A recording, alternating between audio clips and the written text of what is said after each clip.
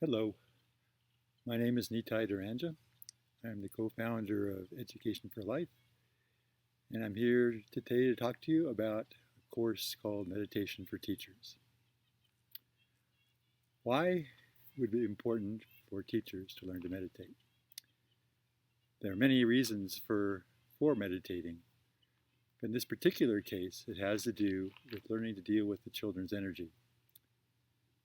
As you well know, teaching is one of the very highest energy professions in the world. In my own experience, the only thing that compares to it is serving a lunch rush at a restaurant where everybody wants their meal at the same time. However, teaching is more than that because it's constant. It's not just one part of the day, it's all the days. Because children have enormous amount of energy. And that is good because it gives us lots of possibilities of what to work with. However, it also is a challenge because it requires us to be able to handle that energy in a constructive way. My teacher, Paramahansa Yogananda, who's also the person that started the prototype for Education for Life schools back in India in 1916-17, he had two images that he put as a model for teachers to aspire to. One, he said, is that teachers need to be a safe harbor.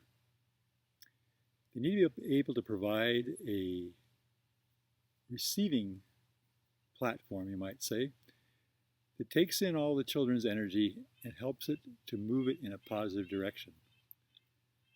Now, in order to do that, we can't be reacting to their energy. We have to be able to receive it, work with it creatively, and then share it back with them.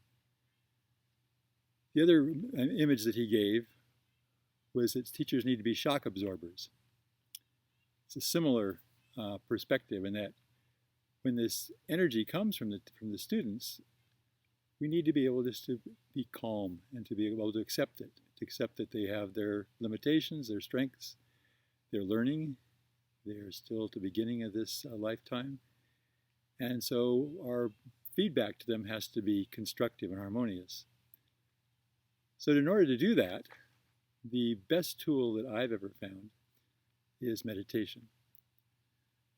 There is a way that we can work with ourselves to learn to calm our minds, calm our emotions, and that we can be able to serve in these ways as shock absorbers and safe harbors. In this course, I want to take you through 4 stages to that goal, toward that goal. The first stage has to do with a foundation, creating a good foundation. That means things like learning to be aware of our own energy, learning to be able to work with it so that we can come to meditation with a fresh, positive outlook. And also that we can learn how simple beginning meditation techniques like being able to sit up straight and learning to breathe from the diaphragm. Those skills will be part of the first stage of the course, the first video that you can watch. Second part of the course has to do with this goal of learning to relax. Meditation is simply being able to let go of the outward pulls that skew our energy, skew our perceptions, and give us a kind of like a mirror-like approach to being able to observe the children and see them clearly. So this second video that you could see has 3 parts to it. First is physical relaxation, so learning to relax the body. The easiest in a way because it's the most tangible. Second level has to be able to work with the emotions and be able to calm the emotions. This is those things in life that just kind of create some kind of a emotional response. Maybe we get upset because somebody said something the wrong way or something happened that was painful, and we carry that energy with us, and it will continue to undermine our goal of relaxation because it keeps bringing this past experience back up to the surface. And the third level is mental relaxation, in some ways the most challenging, but a skill that can be learned with practice. So on the third video, we get into the heart of meditation, which is learning to use those skills of learning to relax in order to become aware that inside of each one of us, we do have a reservoir of peace. We do have a reservoir of calmness. even joy, we could call it.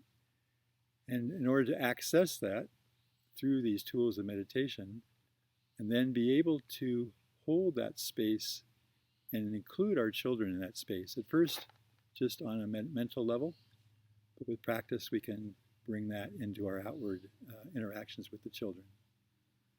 The fourth aspect of meditation is simply learning to make that transition from our meditative inward state into our outer life.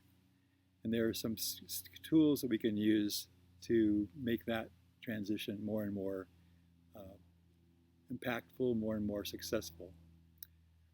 So, if you'd like to embark on this kind of activity, this learning this skill, we invite you to join the course.